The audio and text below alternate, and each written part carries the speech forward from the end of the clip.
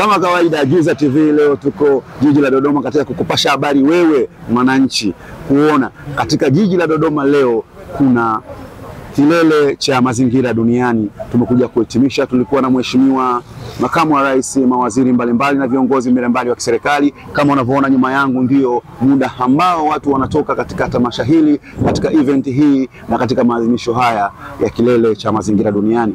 Karibu na uendelee kuangalia Giza TV. Naitwa John Kitaa, chao. Mheshimiwa viongozi na ndugu wananchi, swala la usimamizi na uhifadhi wa mazingira ni kipaumbele katika maendeleo ya nchi yetu. Hata hivyo, taarifa ya 4 ya mazingira ya mwaka 2024 inaonyesha kuwa hali ya utunzaji na uhifadhi wa mazingira nchini bado hairidhishi. Nchi yetu inaendelea kukabiliwa na changamoto mbalimbali za uharibifu wa mazingira ambazo kwa kiasi kikubwa zinatokana na tabia watu. Uchafuzi wa mazingira umekuwa tishio na kichocheo cha ongezeko la majanga mengine ya kimazingira duniani, na hususan mabadiliko ya tabia nchi na upotevu wa bioanuwai.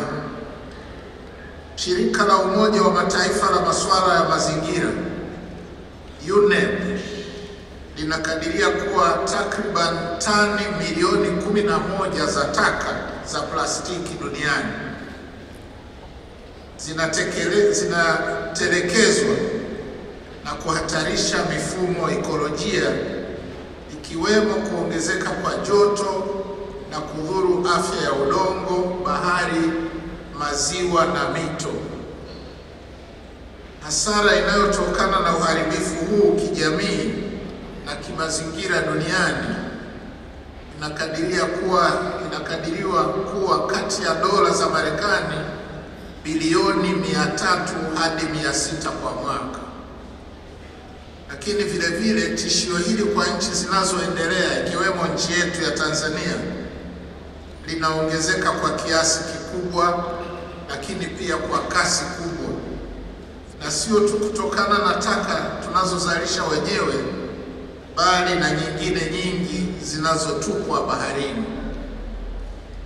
Maadhimisho haya ambayo ni sehemu ya jitihada za jumuiya ya kimataifa kutambua umuhimu wa kuhifadhi mazingira na kutukumbusha wajibu wetu katika swala hilo, tumeshaambiwa linaongozwa na kauli mbiu ya kimataifa inayosema komesha uchafuzi wa mazingira unaochangiwa na taka za plastiki. Na katika nchi yetu maadhimisho haya yanabeba kauli mbiu inayosema mazingira yetu na Tanzania ijayo, tuwajibike sasa, dhibiti matumizi ya plastiki. Sasa kauli mbiu hizi zimechaguliwa ili kuchagiza jitihada za kuhamasisha jamii ya kimataifa na wananchi kwa ujumla kulinda vyanzo vya maji na mazingira dhidi ya athari za taka za plastiki na kupunguza matumizi ya bidhaa za plastiki kupitia uzalishaji na ulaji endelevu. Ndugu wananchi na waheshimiwa viongozi, miji na majiji yetu bado yanakabiliwa na changamoto ya kushindwa kudhibiti taka ngumu na hivyo kupelekea uharibifu wa mazingira na vyanzo vya maji. Takwimu zilizopo zinaonyesha kuwa hivi sasa nchi yetu ya Tanzania inazalisha takriban tani milioni 17.4 za taka ngumu kila mwaka, na 50% kati ya hizo ndiyo inayokusanywa na kudhibitiwa kwa njia mbalimbali, ikiwemo urejelezaji kwa matumizi mengine. Inakadiriwa kuwa ifikapo mwishoni mwa mwaka huu 2025 uzalishaji wa taka ngumu utafikia tani milioni 21.7. Aidha, kiasi cha taka kisichokusanywa na kutupwa au kurejelezwa ipasavyo huchangia takriban 40% ya mzigo wa magonjwa kwa taifa letu. Lakini pia urejelezaji wa taka bado ni wa kiwango cha chini kutokana na sababu mbalimbali, ikiwemo hamasa ndogo ya wadau katika kuchangamkia fursa mbalimbali zinazotokana na uchakataji wa taka. Kwa ujumla, management ya taka ngumu hapa nchini inakabiliwa na changamoto mbalimbali, zikiwemo ongezeko kubwa la kiasi cha taka kinachozalishwa, miundombinu hafifu ya uzoaji taka na teknolojia duni. Kwa mfano, utafiti uliofanywa na DFID mwaka 2019 katika jiji la Dar es Salaam ulionyesha kuwa takriban tani 508.8 za taka za plastiki hazikusanywi wala kurejelezwa, na hali hiyo husababisha hasara kiuchumi inayokadiriwa kufikia dola za Marekani milioni 27,856,800. Sasa ninafahamu hatua kadhaa zimechukuliwa ili kukabiliana na changamoto ya taka ngumu za plastiki na kuimarisha udhibiti wa taka kwa ujumla. Baadhi ya hatua hizo ni pamoja na kuweka katazo la matumizi ya mifuko na vifungashio vya plastiki ambalo limewezesha kuondolewa kwa zaidi ya mifuko ya plastiki 750,000 Tanzania bara na Zanzibar. Pia kushirikisha wadau mbalimbali ambapo takriban makampuni 8 yameweza kuungana na wameunda umoja unaojulikana kwa kifupi kama PETCO. Kupitia umoja huo, zaidi ya tani milioni 12.5 za taka za plastiki zimekusanywa na kurejelezwa. Lakini vile vile umoja huo umewezesha kupatikana kwa ajira zaidi ya 5,000 zinazojumuisha wakusanya taka mitaani. Aidha, mikakati kadhaa imebuniwa ili kuhamasisha matumizi ya fursa zinazotokana na uchakataji wa taka za plastiki na kuhamasisha uchumi unaozingatia uzalishaji kidogo wa taka za plastiki. Baadhi ya mikakati hiyo ni pamoja na wajibu wa wazalishaji, kwa Kigogo tunaita extended producer responsibility, lakini pia kuna mwongozo wa management ya taka wa mwaka 2019 na mkakati wa R3 ambao kwa Kigogo tena ni reuse, reduce and recycle. Ndugu wananchi na waheshimiwa viongozi, ripoti ya mwaka 2023 ya shirika la Umoja wa Mataifa linaloshughulikia mazingira UNEP libainisha kuwa uchafuzi wa plastiki unaweza kupunguzwa hadi 80% ifikapo mwaka 2040 endapo nchi na wadau wa mazingira zitaweka sera thabiti na kufanya mabadiliko katika uuzaji wa taka katika masoko kwa kutumia teknolojia iliyopo.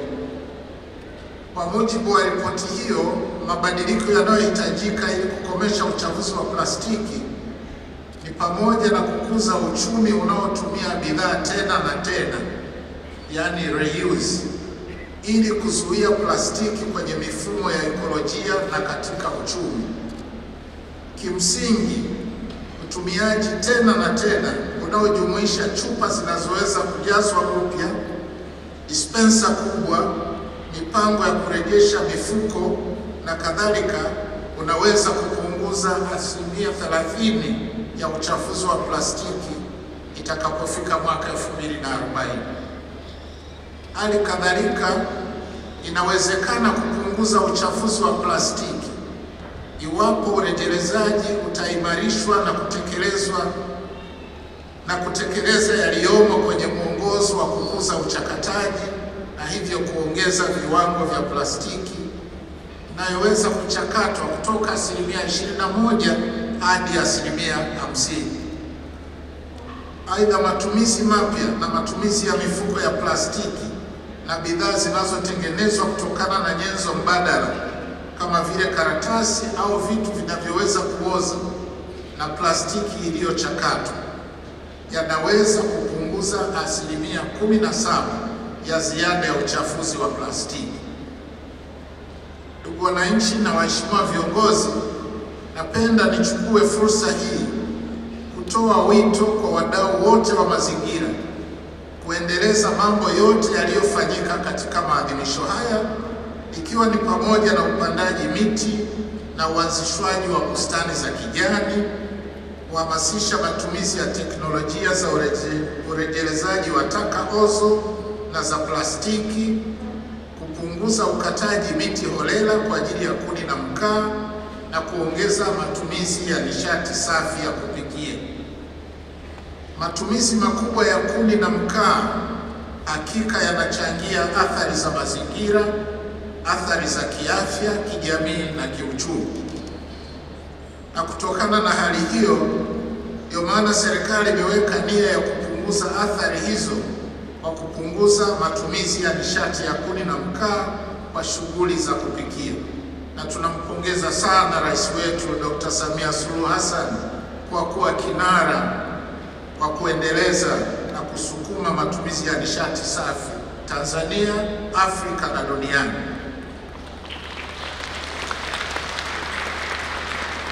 Na katika kutekeleza nia hiyo, serikali ilitoa katazo la matumizi ya kuni na mkaa kwa taasisi zinazoandaa chakula na kulisha watu zaidi ya 100 kwa siku kuanzia tarehe 31 Januari mwaka jana 2024, na kuzitaka zihamie katika matumizi ya nishati safi ya kupikia. Sasa taarifa zilizopo zinaonyesha kuwa taasisi nyingi za serikali na za binafsi zimeanza kutekeleza katazo hilo na kuanza kutumia nishati safi ya kupikia. Hadi kufikia Machi mwaka huu 2025, jumla ya taasisi 762 zilikuwa zimeanza kutumia nishati safi ya kupikia, na kati ya hizo taasisi za umma ni 495 na taasisi binafsi ni 267. Taasisi za serikali ni pamoja na zilizo chini ya ofisi ya Rais TAMISEMI, taasisi 508, Wizara ya Mambo ya Ndani, taasisi 58, Wizara ya Afya, taasisi 26, Wizara ya Elimu, Sayansi na Teknolojia, taasisi 123, Wizara ya Maendeleo ya Jamii, Jinsia, Wanawake na Makundi Maalum, taasisi 13, na Wizara ya Ulinzi na Jeshi la Kujenga Taifa, taasisi 34. Napenda kuzipongeza taasisi zote zilizotekeleza katazo hili na naomba tuwapigie makofi.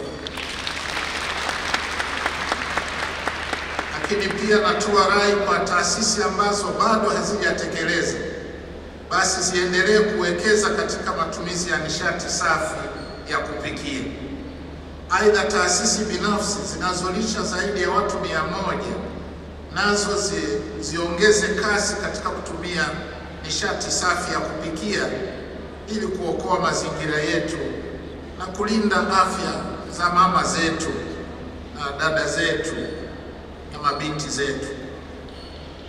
Waheshimiwa viongozi na ndugu wananchi, nchi yetu imebarikiwa kuwa na utajiri mkubwa wa maliasili ambapo takriban hekta milioni 48.1 ni misitu ambayo ni sawa na wastani wa 55% ya eneo lote la nchi kavu.